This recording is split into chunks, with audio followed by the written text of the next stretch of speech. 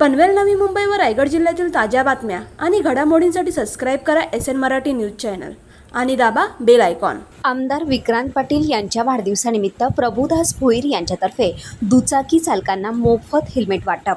भाजपाचे लोकप्रिय दमदार आमदार तथा महामंत्री विक्रांत पाटील यांच्या वाढदिवसानिमित्त रायगड जिल्हा वाहतूक सेनेचे अध्यक्ष प्रभुदास उर्फ अण्णा भोईर यांनी दुचाकी चालकांचं जीवन सुरक्षित करण्यासाठी त्यांना मोफत हेल्मेटचं वाटप केलं। वाहन चालविताना हेल्मेट असणं आपल्या सुरक्षेसाठी गरजेचं असतं।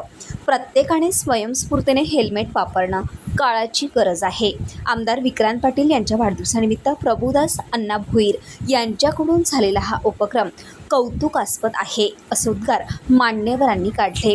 आमदार विक्रांत पाटील, कोकण म्हाडाचे माजी सभापती बाळासाहेब पाटील यांच्या हस्ते दुचाकी चालकांना हेल्मेट वाटप करण्यात आलं।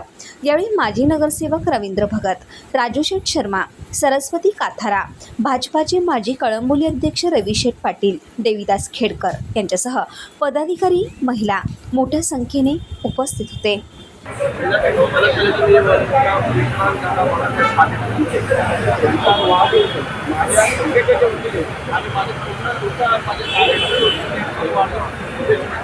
ज्या प्रगतीने चालले आहेत आमच्यामध्ये संस्था आणि जे लोक ते साकार करतात त्या पद्धतीने काम करतात।